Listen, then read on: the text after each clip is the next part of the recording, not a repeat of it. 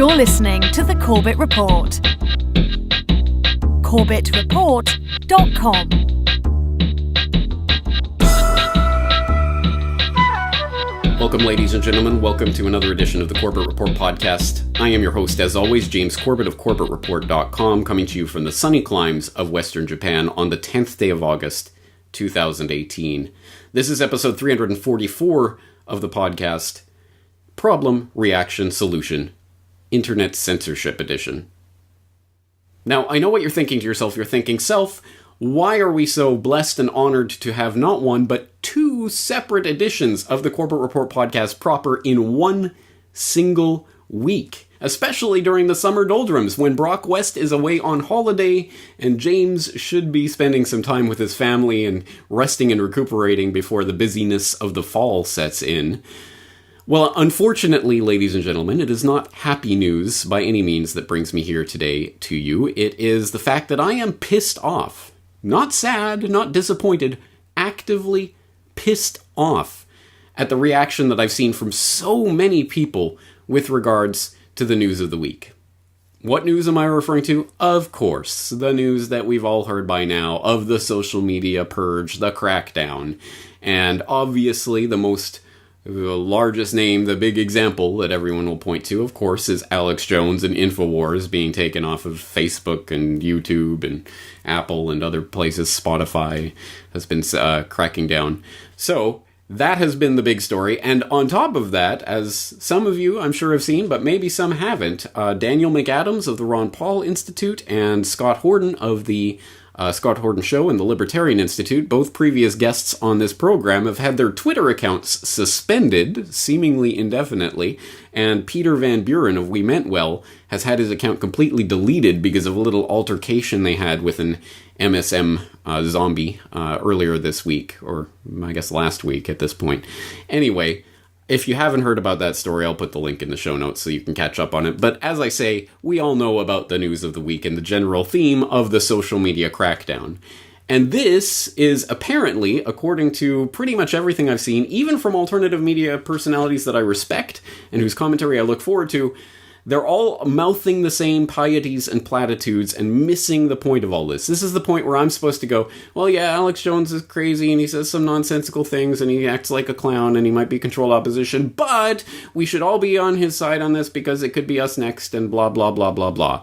This conversation is stuck on stupid. I am telling you, this is a chess game. They are not thinking of this particular play in the chess game. They are thinking 2, 3, 4, 5, 6, 7 moves in advance so that they can checkmate you into the exact square of the board they want you to go to, and you will go there willingly, of your own free will, because you are being led along a path by a false dichotomy. What am I talking about? I'm talking about the idea that there are two different ways of looking at this perspective. And if you're a right-thinking, liberal, centrist, normie, whatever, maybe you're happy about the way Alex Jones and others are being treated on these social media platforms because, well, there's a terms of use and these people are spouting crazy hate speech, whatever. They need to be taken off the platforms in order to protect the public sphere, because that's what Twitter and Facebook and all these things amount to right now. And if you're a good thinking, conservative, whatever, MAGA hat wearing Trump supporter, then you have to be up in arms and outraged and say, no, this is crazy, this is stupid, we can't just ban people for political wrongthink. What we need is some sort of Internet Bill of Rights to protect ourselves in the public sphere, because Twitter and Facebook and all of these companies are now the public sphere. Do you see the false dichotomy? Do you see how both of those allowable opinions that everyone chooses their side, do you see how they both share a certain underlying assumption? What is that underlying assumption? The public sphere is now Twitter and Facebook and YouTube and Instagram and whatever, the big tech giants. That now is the public sphere. So we have to protect it, and we have to get government in to regulate and make some Internet Bill of Rights so we can't be kicked off these platforms. No, we need these companies to use their terms of service to kick these crazy conspiracy theorists off, and that is the debate that we get stuck in. But it's wrong. It's factually wrong. It is based on the principle that Twitter and Facebook and what have you are the monopolistic controllers of public debate, public opinion, the public sphere, the public space. It used to be you go to the town square. Now you go on Twitter and you do a tweet blast. And that's how you participate in public discourse now. No, it is not. And that thinking is exactly what the big tech overlords want you to think. Do you not think that Zuckerberg and his pals are wetting their pants in anticipation of government stepping in and declaring that Twitter and Facebook and what have you, these are now such important platforms that we must now, well, of course, acknowledge their monopoly status and then regulate them. They want this. They desire this. Oh, don't throw us in the briar patch and make us into the monopolies that we want to be. Do you understand how this works? There are a couple of things going on here, so let's break them down. I mean, first of all, we have the historical example of when government comes in to break up a monopoly and what ends up happening. If you don't know about that story, I would suggest you go back to How Big Oil Conquered the World and hear about the Rockefeller Standard Oil monopoly and what happened when the government came in to break up that monopoly, and Rockefeller ended up getting richer and more powerful as a result. Oh, don't break up our monopoly. Oh, now I have 7 companies I can control that are technically separate companies, so they can do their different things and all working in the same way for the same agenda, and all the money goes back to me in the end anyway. I'm even richer. Rubbing hands in anticipation. But this isn't about money. Yeah, Zuckerberg might have lost a few zeros from his net worth, whatever, blah, blah, blah, which is all in his little philanthropic endeavor anyway, so, what does that matter to his bottom line at the end of the day? No, this isn't about money. This is about power. This is about cementing into place something that is not cemented into place. The position of these companies as the dictators of the public sphere, the public debate, the platforms that we all have to use and we all have to participate in if we want to participate in public conversation. That doesn't exist. Case in point. Do you remember MySpace? Do you remember dig.com? If you do, you're probably over 20 years old, because if you're under 20, I can't imagine you had any interaction with these sites when you were 7, 8, 9 years old. But for those of us who do remember the internet of a decade ago, those were the giants of that time. They were, if you had any social media, you had MySpace. I had MySpace when I started the Corbett Report. It was an important outlet for reaching people. I was on Dig and telling people to dig my articles, because if you got enough digs and you got to the front page, it would really take off.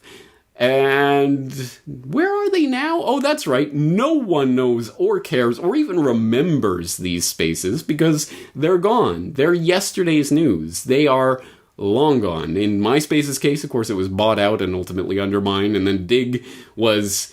there was all that manipulation with the super users who could scuttle things off the front page even if they got a lot of digs and blah, blah, blah. And people got disgusted and moved to Reddit, which is controlled in its own other way. But anyway, the process moves and people move on to other, unfortunately, in this case, controlled platforms. But they move on to other platforms. Can you imagine if the government of 10 years ago had said, look, everyone's on MySpace. Everyone's using Dig. We must regulate these and put these... these are the public sphere, so we must make special rules for these corporations, and everybody will have to be given an account for these, and blah, blah, blah. They would still be here. They would still be dictating the debate and being the platforms that everybody has to use because they achieve that monopoly status that is granted by the implication of government coming in with special regulations. Do you understand how this works?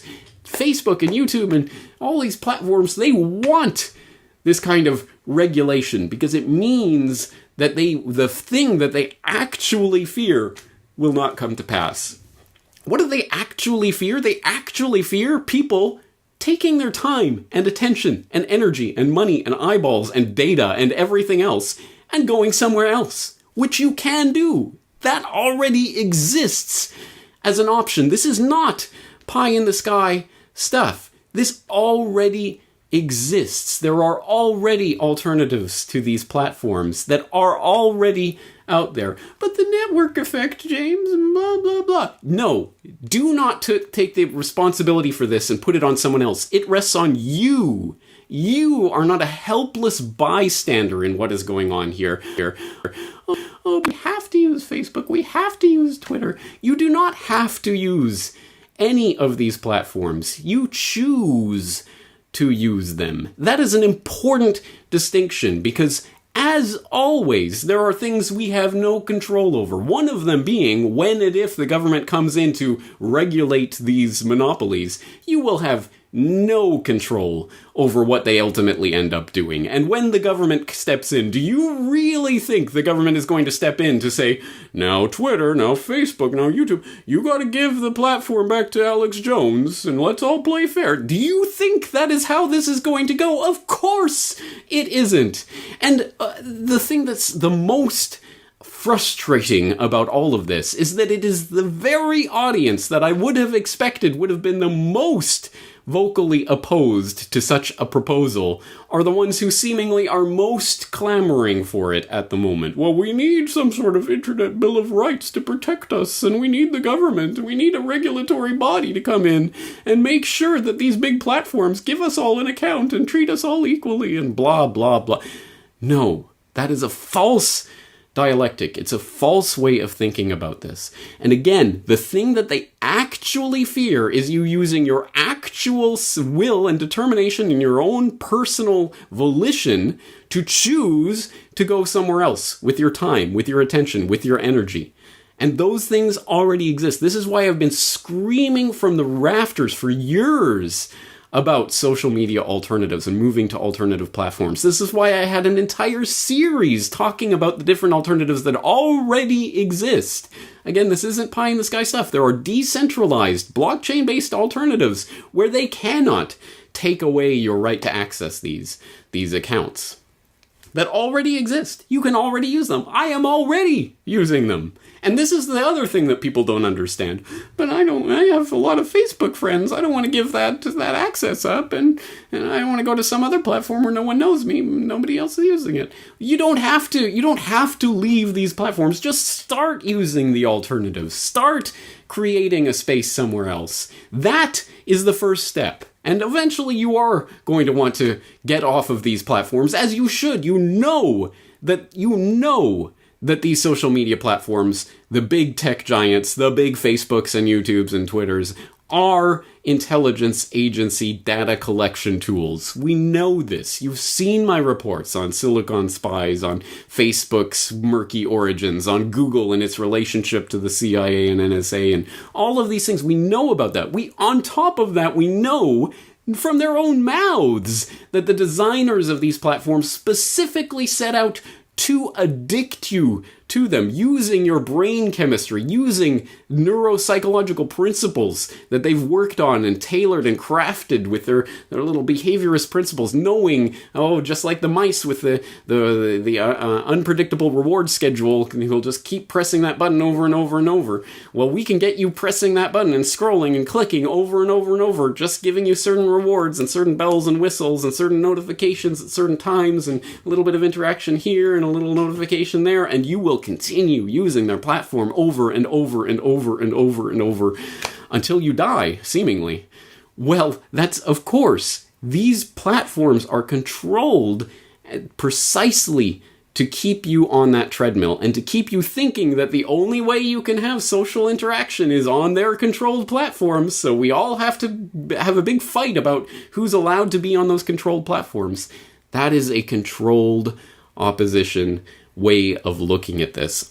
I know my audience knows about problem, reaction, solution. They present a problem, you react to the problem, and they present the solution to save you from the problem. Of course, the solution was talked about, planned about, lusted after for a very long time, but they can't just put the solution in front of you because, hey, whoa, that's crazy. No, you need the problem and the reaction So if the solution is going to be, don't worry, the government will come in and break up these monopolies and regulate these big tech giants, and the big tech guys will go, oh, please don't do that to us and make sure that we're here forever and cement us our place hardwire us into the internet so that we'll be here forever. Oh, please don't do that. That'll be horrible. And then it happens, and hey, everything works out. And they still kick people off the platform, and this time it has the government stamp of approval, so there's really nothing you can do about it. Oh no, you can vote a different team in 4 years, right? Nonsense. Total nonsense. It's a total psyop. But again, the very people who would have been opposed to government regulation of the internet a few years ago are the very people who are now starting to inch closer towards that goal. And I see it happening, and I watch them marching like lemmings off the cliff willingly, happily. And yes, it pisses me off, as you can see. Once again, you are not a helpless child in all of this. You're not a helpless spectator. You do not have to rely on someone else to grant you some platform from which you can speak. No, you choose what you are doing with your time, attention, and energy. And there is a bright spot in all of this, because as you may have seen, and I don't have the statistic in front of me, so I'm going to put the link in the show notes so that you can check it out, but something on the order of 40% of social media users have deleted at least one social media account in the past year. It can be done. And people are starting to do it. They're starting to wake up to the fact, hey, Facebook is a completely controlled platform that's only there to harvest my data and to collect information on me for the government behind the scenes. Maybe it's not a good idea to be feeding them all my data myself. Maybe I shouldn't be using their platform. Bing, bing, bing, bing. Yes, maybe you shouldn't. And again, it doesn't mean you have to be a hermit or be a Unabomber out in the woods drinking bugs and rainwater. It means you start exploring the alternatives that already exist, helping to foster new alternatives. If you don't like what you see, create something new. It can be done. It is being done. There are people out there that are spearheading this. I've been talking about it for years. I will put the link into the social media alternatives series that I did, as well as some of the other videos I've done talking about the things that already exist and the need for these platforms in general. I'll also put in the links in the show notes talking about, in case you didn't get the message over the last several years, the fact that the big tech giants are, of course, the intelligence agencies behind the scenes. They are one and the same, and they are working for an agenda that is certainly not in your interests. So you should not be clamoring to please allow us a space on your platform so that we can give you all our data and put all our things on your controlled platform, so that at some point in the future they can just erase it all and completely eliminate your digital existence. No. And again, the underlying mentality is either you are a helpless bystander here and you have to wait for some government savior to come in and assure your position on a platform, or you are out there actively creating the alternative space that will make Facebook and YouTube and Twitter and Snapchat and all of these controlled platforms utterly irrelevant. They will be the MySpaces and Digs of 10 years from now if we migrate, if we turn away en masse from these controlled platforms. The choice is ours. The choice is yours. Do not put this off onto someone else. So that's the message for today. And that's the message that I don't see anyone talking about when it comes to this issue. I see a lot of people clamoring for the very types of government regulation and that you would have expected they would not have been on board with. Anyway, that's my thought on all of this, and I'm going to go calm down.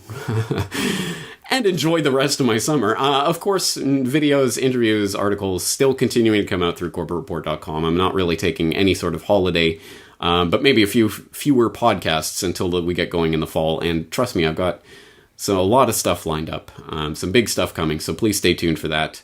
Thank you for tuning in and for going to CorbettReport.com for these reports, not GooTube or any other controlled platform. You are the resistance. You are choosing what platforms will thrive and which will die. On that note, James Corbett, CorbettReport.com, looking forward to talking to you again in the near future.